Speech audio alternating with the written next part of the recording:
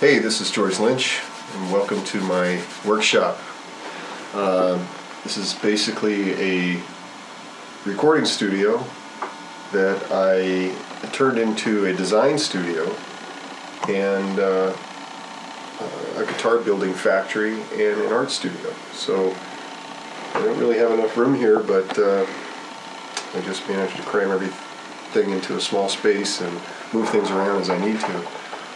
So I do some of my recording here, songwriting, outside projects and so forth. The amps go in the other room back there in the tracking room. This is my drafting table where I do mechanical drawing. I've got my guitars on the back wall here, some of them. And this is where I do the finishing work on my guitars.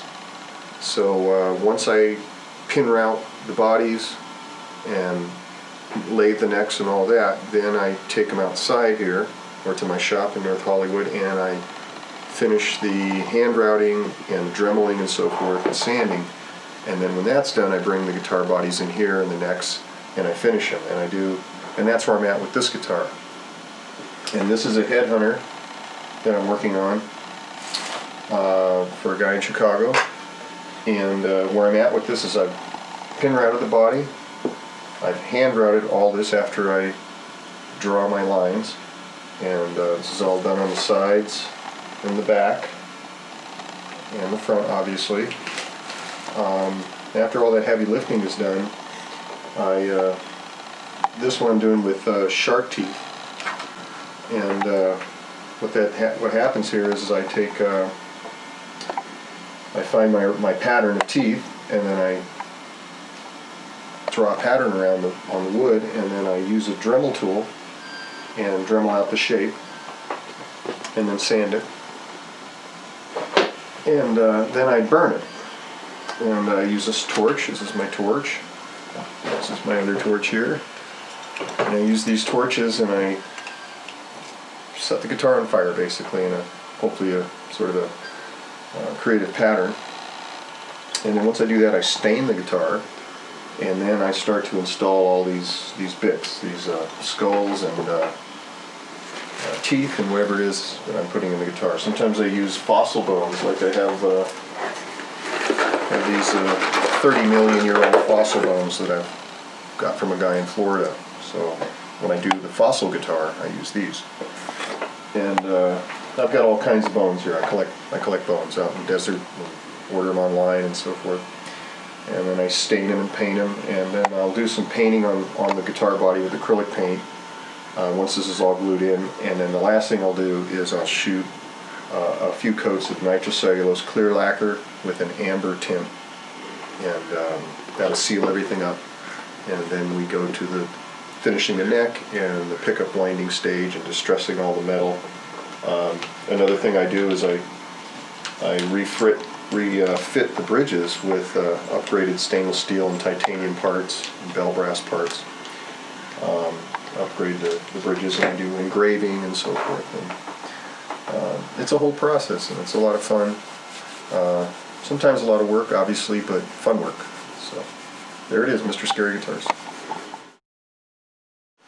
A couple years ago I got into designing guitar cases while I was doing artwork as well. So we came up with this graphic. This was the original Souls of We album cover, which I just elongated and made it fit on a guitar case. So it's a sugar skull with the Dia de Muerte, which is Day of the Dead, which is Latin Halloween, basically, where they honor their ancestors and the dead, and they bring them back, and they have parades, and you know all about the Day of the Dead celebration. So that's what this is. And this is made by a company called Postal Monkey. And I've got a few different designs for cases, which I can show you some of the other ones I have. This one, I don't even know what guitar's in here. Let's find out. Oh, tiger. Damn, my old friend. Alright, well, that's this little coffin. Let me bring him out at night. Vampire guitars. Okay, here's another one of my Postal Monkey guitar designs. This one was built, commissioned by ESP for the limited edition anniversary Kamikaze, which they made 100 of, I believe. So this is the case that came with that guitar. So it was a limited edition case as well. With the rising sun and the Kamikaze planes and this kanji lettering, which I can't remember what it says. I think it says, George Lynch, I have many children, or something. I don't know. Okay, so here we are in my shop, which is really it's called a palapa. I built this myself. It's out in my backyard by my pool here in California. And I like working outside because it's relaxing, and I can let the dust go everywhere and I don't have to worry about the dust getting in my studio equipment. So what I've got here is a headhunter made out of white limba. This wood is potentially poisonous, so it causes mesothelioma, so you wear a breather. And I use a hand router, and I've already cut the front and the back, and now I'm going to cut the side. So I've got it traced out. So I draw these lines here, and I'm just going to cut about a 1/4 inch down. And I'm going to create the illusion of a body within a body. Once this is all cut out, it'll be the same contour and shape, a 1/2 inch deep, all along here. And it'll give this three-dimensionality to the body. So.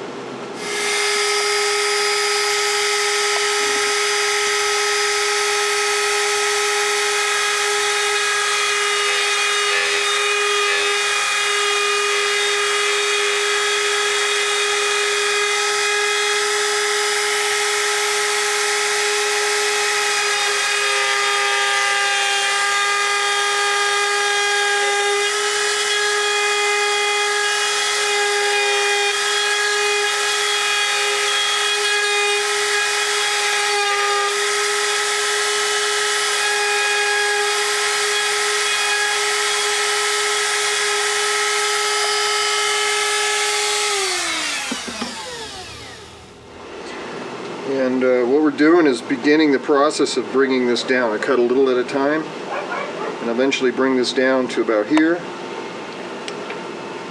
And then once I get the general shape figured out, I'll do that at every one of these spots all around the body.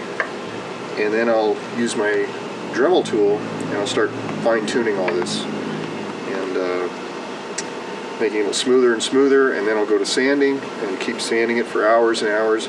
So it starts to look like driftwood. Another thing I do is I'll use this old Montgomery Ward's motor that I have here, which I hook this cable up to, and I'll hook this to a wire brush, and I'll put this on the guitar, and what it creates is these little lines in the guitar, and almost looks like a 40-year-old piece of driftwood. It really looks awesome. It's a lot of work. It's take about a day and a half to do this, but I just like the setup. So Montgomery Ward's motor that I found that's salvaged out of an old somebody's backyard, and that's it. We sit there and work on this. This is the heavy lifting. This is the hardest part to do, because if you make one mistake, you can't undo it. You got to start over. So you have to be very careful. And me being a guitar player, I got to take care of my hands. So that's another thing. I have to be careful with these tools because they can bite you sometimes. So that's it. So we go back to work. Thanks for visiting me at Mr. Scary Guitar Factory here in beautiful Southern California. You know, Gibson doesn't do this, Fender doesn't do this. You know, we get out here and work in the backyard, and because we care, sun, rain, or shine. So, aloha. This is the official uniform of the Mr. Scary Guitar Factory. You got to have your masks. You don't want to get cancer. You got to have your goggles because you want to be able to see. And this is how we do it. So I'm going to get back to carving. Thank you very much. Sayonara.